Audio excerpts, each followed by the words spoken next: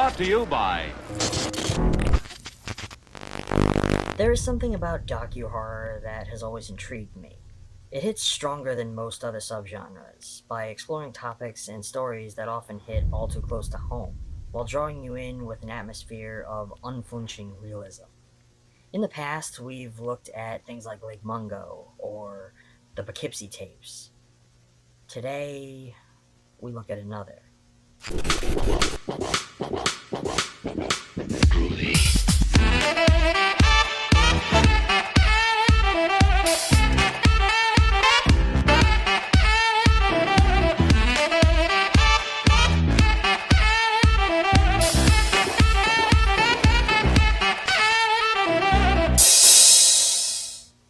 Hello, friends, and welcome back to ETF.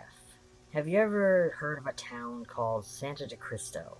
Don't worry, most never have. It's a small border town on the Arizona-Mexico border, and you may not have heard of it because it has been wiped out.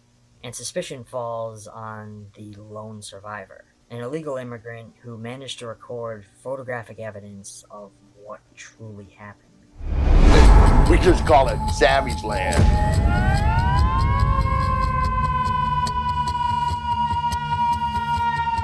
Masquerading as a TV documentary special covering the massacre at Santa de Cristo, this film paints a portrait of a violent, unexplained tragedy.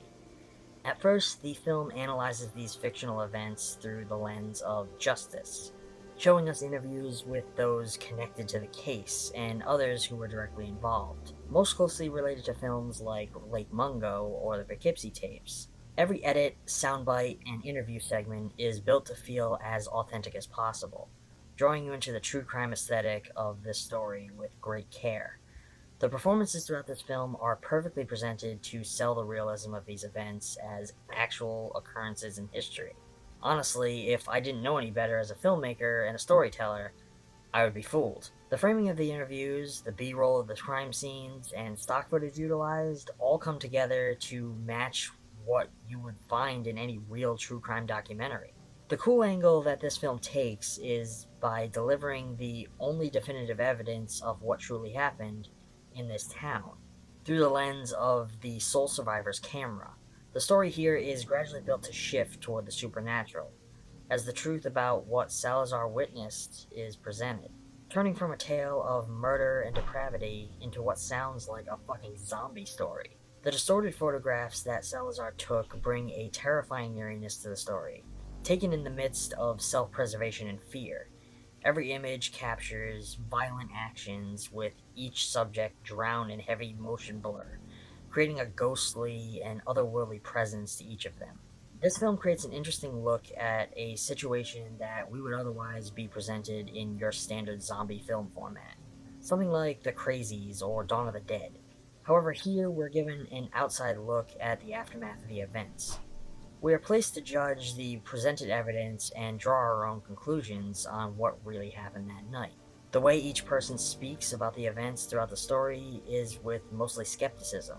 It's obvious that many aren't willing to accept that it wasn't Salazar who killed all of these people, yet others speak as if something else may have occurred, but no one presents any ideas as to what it may have been.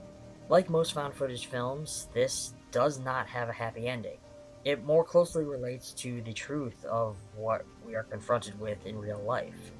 Often these stories end in tragedy and injustice, which for me makes it all the more compelling to watch. The film itself is very obviously a commentary on the issues of immigration, border security, and in some ways racism. My conclusion is that within the realm of this narrative, something horrific occurred that night. Maybe it was a biological contaminant, or a violent act of God, but something turned the residents of Santa de Cristo into ravenous monsters, a plague that swept across the land and killed everything, everyone, everywhere, except for Salazar, who now must live with himself, with his actions and inactions, forever terrified that those things will one day come back for him. I'm giving Savageland an A-.